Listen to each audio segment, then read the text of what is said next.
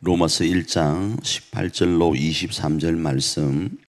하나님의 진노가 불의로 진리를 막는 사람들의 모든 경건하지 않음과 불의에 대하여 하늘로부터 나타나나니 이는 하나님을 알만한 것이 그들 속에 보임이라.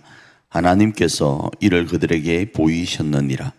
창세로부터 그의 보이지 아니하는 것들 곧 그의 영원하신 능력과 신성이 그가 만드신 만물에 분명히 보여 알려졌나니 그러므로 그들이 핑계하지 못할지니라. 하나님을 알되 하나님을 영화롭게도 아니하며 감사하지도 아니하고 오히려 그 생각이 허망하여지며 미련한 마음이 어두워졌나니 스스로 지혜 있다 하나 어리석게 되어 썩어지지 아니하는 하나님의 영광을 썩어질 사람과 새와 짐승과 기어다니는 동물 모양의 우상으로 바꾸었느니라. 우리가 살펴본 성경의 가장 핵심이라고 할 수 있고 로마서의 핵심 구절이라고 할 수 있는 로마서 1장 17절 말씀을 우리가 지난주에 살펴보았습니다. 그 내용은 그렇습니다. 믿음으로 믿음에 이른다라는 내용이었죠. 자, 믿음으로 믿음에 이른다라는 그 내용의 그 모습들은 십자가의 방향성을 이야기를 합니다. 십자가에는 크게 두 방향성이 있습니다. 하나는 하나님의 사랑입니다.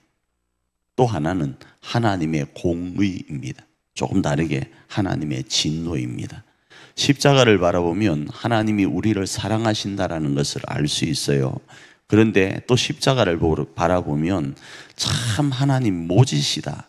다시 이야기하면 참 공의로우시다를 알 수 있어요. 왜 그렇습니까? 하나님께서는 창세기에서 사람이 죄를 지으면 죽는다라고 이야기를 했습니다. 하나님과의 언약을 벗어버리고 인간이 욕심대로 살아가면 반드시 죽는다고 말씀을 하셨거든요.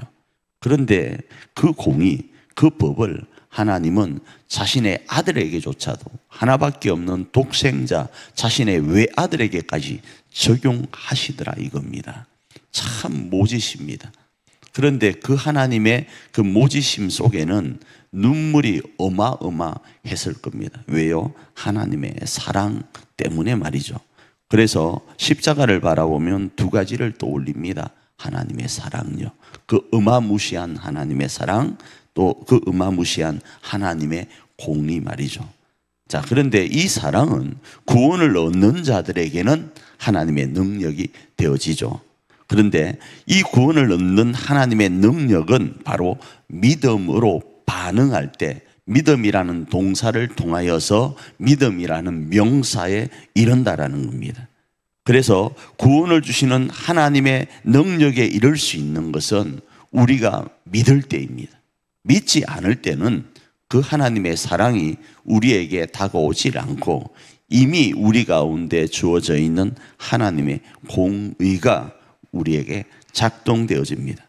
그래서 그 하나님의 공의가 우리 가운데 작동되어질 때 그 아래에 있는 사람들의 모습이 어떠한가? 다시 말하면 우리가 하나님의 사랑 안으로 들어와 믿는 자의 모습이 아닌 이전에 우리의 모습은 어떠한가 하면 불의로 진리를 막는 사람들의 모습이었습니다. 불의로 진리를 막는 사람들의 모습은 이 하나님의 공의와 진노 아래에 있는 거죠.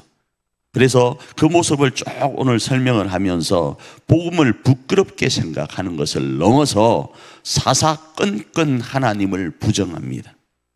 하나님이 안 계시다가 아니고 하나님이 계실 수 있다는 것은 성경 아니고 자연 모든 만물에 여러 곳에서 보일 수 있습니다. 오늘도 보십시오. 이 나무를 바라보셔도 이 나무에 새싹이 자랐습니다. 이걸 누가 어떻게 자라게 했죠? 우연히 그냥 이렇게 자라는 겁니까? 그렇지 않는 거예요. 저 안에 생명이 있기 때문에 그러합니다. 오늘 우리가 기능하는 이 모든 건요, 제가 어제 여기 뽀로지가 하나 나가지고 그걸 짰어요. 짜니까 그 짜고 나서 아물어 갑니다. 이 아무는 이 모습요, 이건 누가 하신 겁니까? 하나님, 그러니까 여호와 하나님이 계신지 안 계신지는 모릅니다. 그런데 자연 만물을 바라보면 조물주, 창조주가 있겠다라는 생각을 할 수 있음에도 불구하고 사사건건 하나님을 부정하고 그리고 하나님의 진리가 만물에 보여짐에도 불구하고 어떻게 하는가? 교만되이 행하면서 하나님이 없다고 하고, 없다고 하는 그 자리에 뭘 놓는지 아십니까? 우상을 집어넣는 거예요. 자기 입맛에 맞는 사람이, 자기 입맛에 맞는 어떤 형상을, 자기 입맛에 맞는 무언가를 집어넣고 그게 하나님이라고 하는 거예요. 그리고 더 나아가서 그 하나님이 없다고 하는 그 자리에 자신이 만든 우상을 통하여서 자신을 정당화하는데 창조 질서를 역행하면서 욕심과 쾌락으로 일관합니다. 결국은 이거죠. 왜 하나님이 아니 계셔야 그들에게 되는가 하면 그들 안에 있는 하나님을 부정하는 그것을 정당화하기 위해서요. 그들 안에 있는 자신의 욕심과 쾌락을 정당화하기 위해서, 그 욕심과 쾌락을 정당화하기 위해서 하나님이 계시지 않아야 되는 거예요. 그래야 자기 마음대로 할 수 있는 거예요. 하나님의 잔소리가 듣기 싫은 거예요. 하나님의 잔소리를 듣지 않고 내가 내 자신을 정당하고 내가 하는 모든 것들을 그대로 사람들 앞에 주장할 수 있는 것은 하나님이 계시지 않고, 하나님이라는 존재가 계신다 하더라도 내가 깎아 만든 그 정도의 신이어야만 되는 거예요. 그런 이들에게는 하나님의 공의, 이 십자가에 드러난 하나님의 공의가 그대로 작동된다라는 거예요. 그러나 하나님의 이 놀라운 사랑을 알고 우리가 그런 쾌락 안에서 하나님이 없다고 부정하던 존재, 불의로 진리를 막으려고 했던 존재이라는 사실을 알고 하나님의 사랑을 믿고 받아들이면 그 하나님의 어마무시한 사랑은 우리의 사랑이 된다가 이 말씀인 겁니다. 그렇습니다. 오늘 하루 우리가 어떻게 살 것인가? 우리는 하나님의 진노 아래 있기보다 하나님의 사랑을 택하길 원합니다. 그 어마무시한 하나님의 사랑을 부여잡기를 원합니다. 그리고 기억하기를 원합니다. 하나님의 이 사랑에는 어느 누구도 어떤 권세도 끊을 수 없다라는 사실을 붙들기를 원합니다.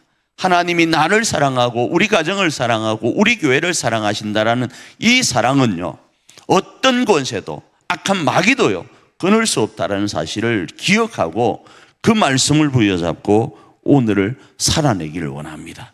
그 말씀으로 오늘 우리와 우리 가정과 우리 교회를 세워가기를 원합니다. 그리고 승리하여 우리 가정과 우리 교회 앞에 희망을 전하는 저와 여러분 되기를 축복합니다.